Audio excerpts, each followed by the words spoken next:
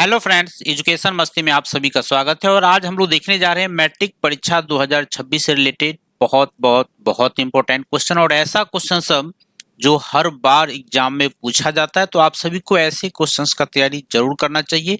Video को last तक जरूर देखिएगा ताकि आपका सभी क्वेश्चन का कंसेप्ट मिल सके। चलिए देखते हैं क्वेश्चन मेरा क्या है। क्वेश्चन हम देख रहे हैं, यहाँ पे दिया गया है कि दी गई आकृति में BOC वृत्त का व्यास है। ये जो देख रहे हैं आप यहाँ पर BOC, यहाँ ये जो है इस वृत्त का व्यास है। इसका मतलब है कि वो प्राइमरी इसका सेंटर है, केंद्र है। अब कह रहा है AB बराबर है AC।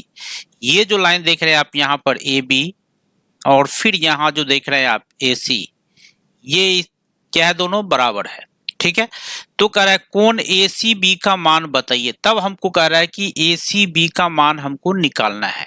अब देखिए यहाँ पे सबसे पहली बात मैं आपको बता दूं, एग्जाम में बराबर पूछा जाता है। एक चीज ध्यान रखिएगा आप कि सबसे पहली बात, इसको समझने से पहले मैं आपको बता दूं कि क्वेश्चन में पूछा जाता है कि अर्धवृत्त पर बना कोण क्या होता है। अर्धवृत्त पर कौन सा कोण बन रहा है, यहाँ पर बन रहा है। तो अर्धवृत्त पर बना कोण जो यहाँ जो होगा मेरा, ये 90 डिग्री होता है। इस फिगर में भी वही है। ये चीज जानना जरूरी था इसमें कि अर्धवृत्त पर जो बना कोण होगा ये कितना डिग्री होगा, 90 डिग्री होगा। ये ध्यान रखना है, ऑब्जेक्टिव में कई बार पूछा गया ऐसा चीज। अब कह रहा है AB बराबर है AC। अब क्वेश्चन में कह रहा है कि ये जो देख रहे हैं आप AB, यहाँ पर ये AB और ये AC जो है ये इक्वल है। अगर इस त्रिभुज में भाई मेरे हम बात करें यहाँ से लेके यहाँ तक, तो यहाँ पे एक चीज हमको क्लियर पता चल चुका है कि कोण A इज इक्वल टू हमको दिया हुआ है 90 डिग्री, क्योंकि अर्धवृत्त पर बना है कोण इसलिए। और साथ में दिया हुआ है क्या चीज कि AB बराबर लिखा हुआ है मेरा AC, ये भी लिखा हुआ है। अब एक त्रिभुज में दो भुजाएं बराबर है, इसका मतलब दो कोण भी बराबर होगा। अब AB के सामने है एंगल C और AC के सामने है एंगल B, यानी ये कह सकते हैं कि इससे हम लोग इसीलिए लिख सकते हैं कि एंगल B बराबर एंगल C मान लेते हैं हम लोग X। ठीक है, अब कह रहा है चूंकि हमको निकालना भी है ACB, यानी ये एंगल निकालना है। भाई मेरे ये एंगल कह दे कि ये एंगल कह दे, दोनों तो इक्वल ही है। ठीक है, अब यहाँ पे त्रिभुज के तीनों कोणों का योगफल कितना होगा, 180 डिग्री। यहाँ पर हम लिख सकते हैं कि चूंकि कोण A प्लस कोण B प्लस कोण C इज इक्वल टू हमको चाहिए 180 डिग्री। कोण A का वैल्यू है मेरे पास 90 डिग्री, प्लस B को हमने माना है X, C को भी हमने मान लिया X, इज इक्वल टू हो गया मेरा 180। ठीक है, अब यहाँ पे देखिए 2X इज इक्वल टू 180 और प्लस 90 आ रहा है जिसमें गया माइनस 90 हो गया। X इज इक्वल टू हो गया मेरा 90/2 यानी 45 डिग्री। और X हमने किसको माना, इसी को तो माना है। ACB तो हमको निकालना था। यहाँ देखिए ACB हमको निकालना है, यानी हम लोग इसका मान निकाल चुके हैं कितना, 45 डिग्री। ऑप्शन A जो है इसका बिल्कुल ही सही है। और मैं आपको बता दूं ऐसा क्वेश्चन 2 नंबर में भी पूछा जाता है, इस चीज को आपको ध्यान रखना। और इस क्वेश्चन के लिए सबसे इंपॉर्टेंट पॉइंट मैं आपको बता दूं, ध्यान रखना है कि अर्धवृत्त पर बना कोण समकोण होता है, यानी 90 डिग्री होता है। ठीक है, चलिए देखते हैं हम लोग नेक्स्ट क्वेश्चन को। नेक्स्ट क्वेश्चन क्या करें, थोड़ा ध्यान से समझिए। 2 नंबर में भी ऐसा क्वेश्चन पूछा जा सकता है आपको। यदि 5 सेंटीमीटर त्रिज्या वाले एक वृत्त पर परस्पर 60 डिग्री का कोण बनाती है। अब कह रहा है कि 5 सेंटीमीटर त्रिज्या वाले एक वृत्त पर, तो पहली बात तो हम 5 सेंटीमीटर वाला एक त्रिज्या वाला एक वृत्त ले लिए हैं जिसकी त्रिज्या कितनी है, 5 सेंटीमीटर है। तो अब कह रहा है वृत्त पर 60 डिग्री, 5 सेंटीमीटर त्रिज्या वाले एक वृत्त पर परस्पर 60 डिग्री का कोण बनाती हुई 2 स्पर्श रेखाएं। अब देखिए 2 स्पर्श रेखा इसका ऐसा है, एक स्पर्श रेखा ये है, एक स्पर्श रेखा ये है, जो परस्पर 60 डिग्री का कोण बनाती है। यानी ये यहाँ पर जो है, ये यहाँ पर 60 डिग्री का ये कोण बना रही है। 120, हाँ 60 डिग्री है। ठीक है, अब कह रहा है स्पर्श रेखाएं खींची गई है, तो प्रत्येक स्पर्श रेखा की लंबाई है। अब हमको कह रहा है इसमें तो ये बताइए कि ये जो स्पर्श रेखा आपने लिया, मान लेते हैं यहाँ पर हमने लिया P, यहाँ पर हम ले लेते हैं A और यहाँ ले लेते हैं B। अब कह रहा है ये जो स्पर्श रेखा है इसकी लंबाई कितनी है, हमको लंबाई निकालनी है। तो लंबाई निकालने के लिए हम लोग यहाँ पर क्या करते हैं, ये थोड़ा सा देखिए गौर से। यहाँ पर मेरा है सेंटर O मान लेते हैं, गौर से समझिएगा। ये इसका भाई मेरे रेडियस हो गया, त्रिज्या हो गया, ये भी इसका त्रिज्या हो गया, ठीक है। अब देखिए ये 60 डिग्री है। यहाँ पर अगर हम देखें, एक चीज क्लियर करें तो हमको यह पूरा पता चल जाएगा। यहाँ पे देखा जाए तो ये एक चतुर्भुज के रूप में बन गया। तो यहाँ पर तो 90 डिग्री भाई मेरे बन ही रहा है, यहाँ भी 90 डिग्री बन रहा है। पढ़े हैं आप कि स्पर्श रेखा और त्रिज्या एक दूसरे पे लंब होती है, ठीक है। तो यहाँ इसका मतलब क्या है कि ये एंगल, यानी इस एंगल का नाम हो गया मेरा क्या चीज, एंगल AOB। लिख सकते हैं हम लोग यहाँ पे कि एंगल AOB प्लस क्या चीज, एंगल, नहीं भी निकालेंगे तो काम चलेगा, कोई डाउट नहीं है। Angle APB is equal to हमको हो जाना चाहिए कितना, 180 डिग्री, ठीक है। अब AOB हमको पता नहीं है, एंगल AOB ये भी कभी कभी निकालने के लिए कह देता है। APB हो गया मेरा 60 डिग्री इज इक्वल टू होता है 180 डिग्री, यानी angle AOB is equal to हो गया 180 माइनस 60 यानी 120 डिग्री, ठीक है। इसका ऐसे इसका कोई विशेष जरूरत इसमें नहीं है, ये ध्यान रखिएगा, हम बता दिए हैं ताकि ऑब्जेक्टिव में भी कभी कभी क्या पूछा जाता है ये मैं आपको दिखाऊंगा। 2 ऑब्जेक्टिव इससे निकल जाएगा यहाँ पर।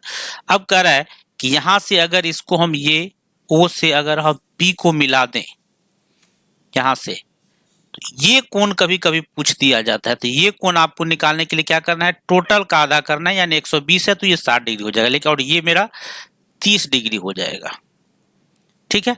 अब देखिए यहाँ पे इसीलिए हम लिख सकते हैं, किसी से भी काम कर सकते हैं हम लोग, कोई दिक्कत नहीं है। ये जो मेरा टोटल 120 था तो ये मेरा 60 डिग्री ये हो गया और ये भी मेरा 60 डिग्री हो गया, ठीक है।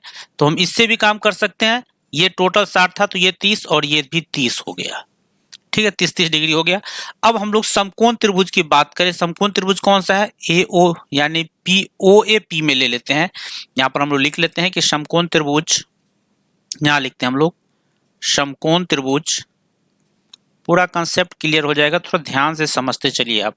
समकोण त्रिभुज OAP में, समकोण त्रिभुज OAP में आप क्या देखते हैं, इस चीज को आप गौर से देखें। यहाँ पे, यहाँ पर आपको एक चीज क्लियर पता चलेगा OAP में कि अगर हम यहाँ पे ये 90 डिग्री है, इसका मतलब है कि ये जो देख रहे हैं भाई मेरे OP, ये OP ये मेरा कर्ण हो गया, चूंकि 90 डिग्री के सामने की भुजा कर्ण होती है, ये मेरा कर्ण हो गया। अब ये जो कर्ण हो गया इसका मतलब है कि अगर हम इसके लिए ले तो हमको निकालना क्या है, हमको निकालना AP है, स्पर्श रेखा निकालना है, ये हमको निकालना है और ये हमको त्रिज्या दिया हुआ है 5 सेंटीमीटर।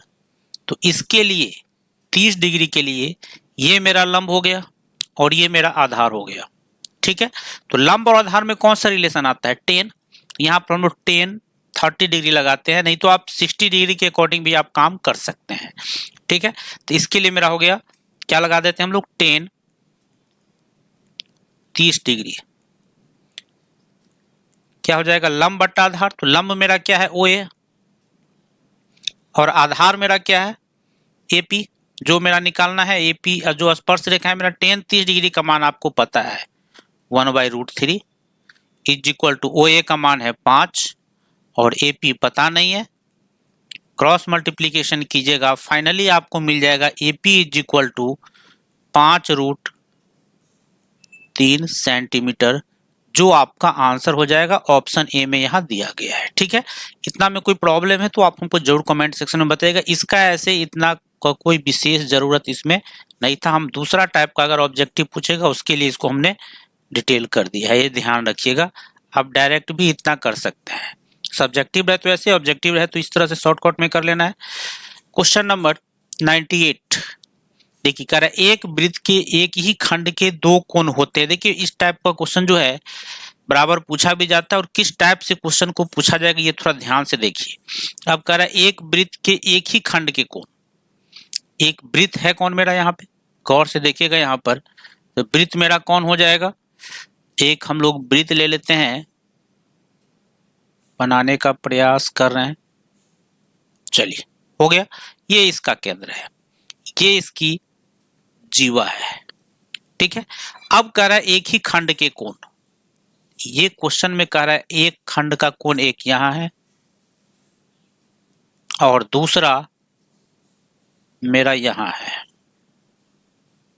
तो ये हो गया मेरा यहां पर, ये जो देख रहे हैं आप, ये एक ही खंड का कोण है, ये दोनों कोण बराबर होता है। कभी कभी फिगर दे देगा और यहां दे देगा 30 डिग्री, तो कहेगा यहां पर मान कितना होगा ये बताइए, तो भाई मेरे समान होता है, ये भी 30 डिग्री हो जाएगा, यानी इसमें आंसर आ जाएगा आपका बराबर, जो आपको ऑप्शन बी में यहाँ दिया गया है, ठीक है।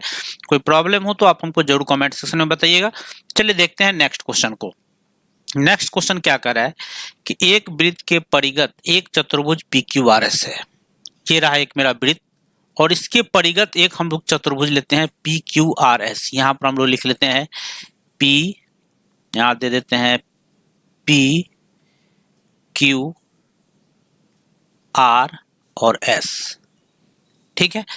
अब कह रहा है परिगत है, तो यहाँ पे एक चीज क्लियर है, एक चीज ध्यान रखिएगा, सामने और सामने को जोड़ के सामने वाले जोड़ के इक्वल के बराबर हो जाता है, यानी ये कह सकते हैं कि इस फिगर के अनुसार अगर हम देखें तो PQ में अगर हम RS जोड़ दें, यानी PQ प्लस RS, और फिर यानी ये भुजा और ये भुजा जोड़ दें, तो फिर क्या चीज, इसको और इसको जोड़ के हो जाएगा, यानी इधर से मेरा है QR इक्वल में आ जाएगा QR प्लस SP या PS, ये भी कह सकते हैं, PS ही लिख लेते हैं, क्वेश्चन में PS लिखा हुआ है, PS। अब कुछ नहीं करना है भाई, मेरे मान डाल देना है। PQ का मान हमको दिया हुआ है यहाँ पे 6 सेंटीमीटर, प्लस RS का मान हमको दिया हुआ है यहाँ पे 4 centimetre, is equal to QR का मान हमको दिया हुआ है 7 सेंटीमीटर, प्लस PS तो हमको पता ही नहीं है, यानी ये हो गया 6 4 10, is equal to 7 plus PS, यानी PS इज इक्वल टू आ गया मेरा 10 माइनस 7, यानी 3 सेंटीमीटर, जो आपको ऑप्शन बी में यहाँ दिया गया है, ठीक है।